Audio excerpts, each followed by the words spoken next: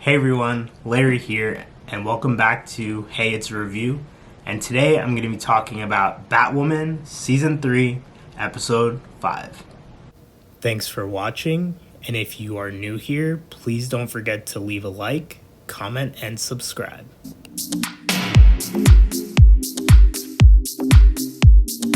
Now, the episode kicks off, which I thought was a very different but funny interaction. Sophie and Alice are sitting on the couch, watching a movie, eating popcorn.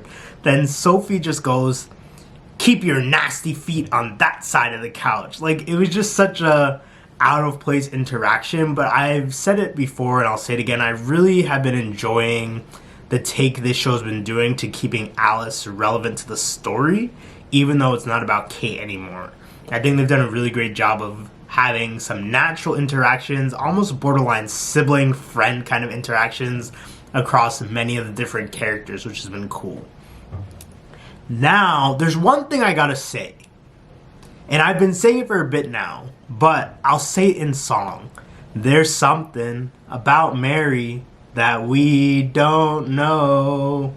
Now, I've been saying this for so long, but Mary is gonna become Poison Ivy 2.0.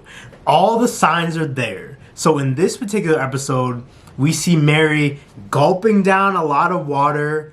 Like, I'm telling you, it's gonna happen. It's gonna happen. She's gulping down a lot of water.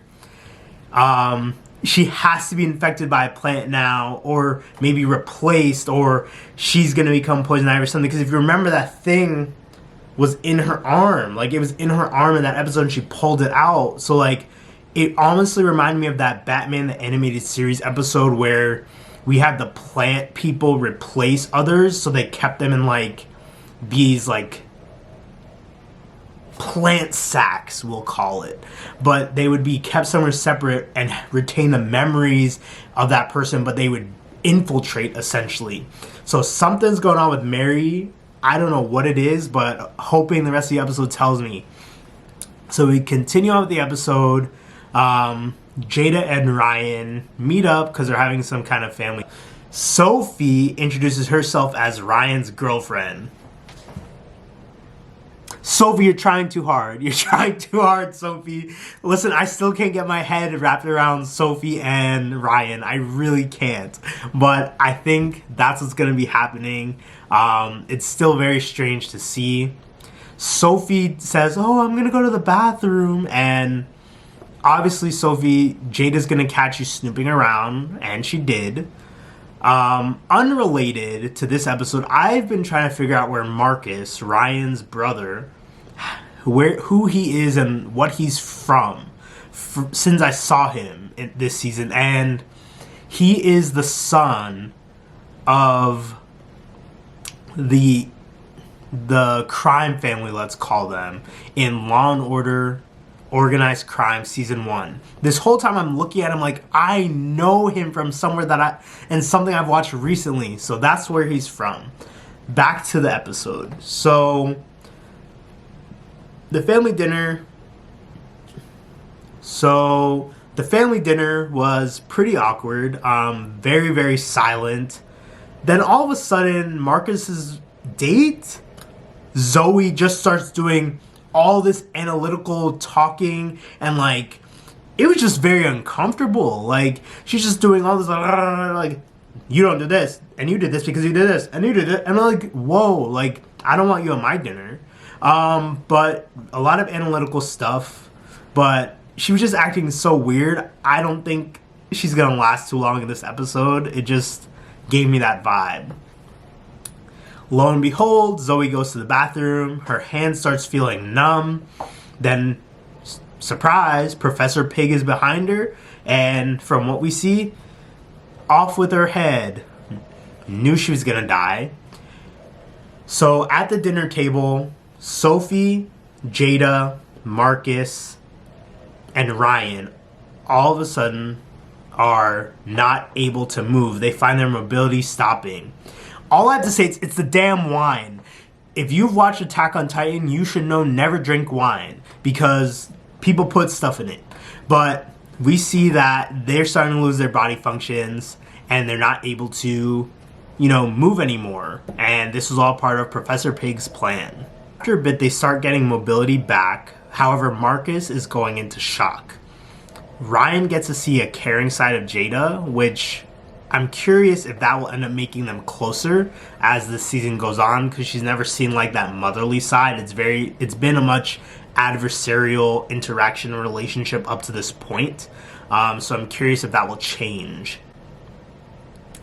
So we go back to Mary. So Mary all of a sudden is having a lot of plants in her clinic, which she's never done before. She's starting to itch. Then Mary goes on this whole plant tangent with Alice. Like, starts wearing her hair differently, wearing lime green. I think I'm right about something. So, the plant tangent that Mary goes on is like, all this misery, they are the seeds you have planted for the garden you'll be buried in.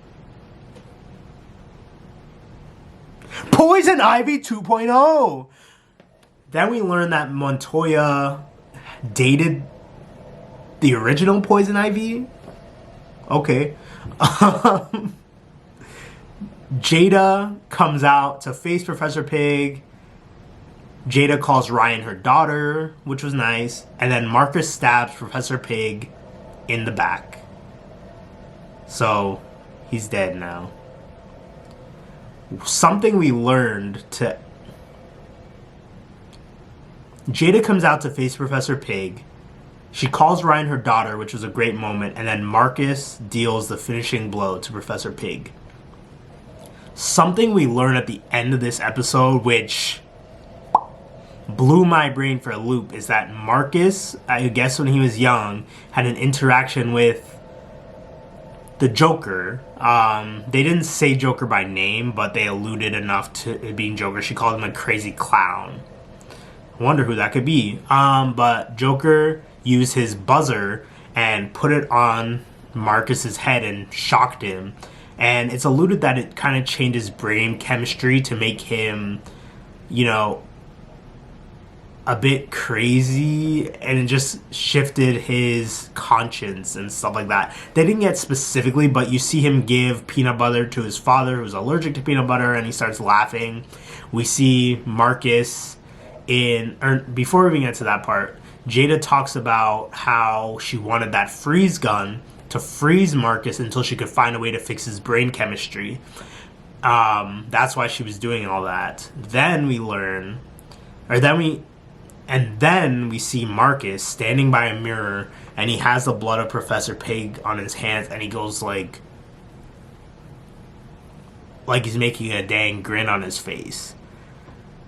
Woo! Did not see that coming. I am looking forward to what happens next. But thanks for watching this video, and I'll see you in the next one. Peace.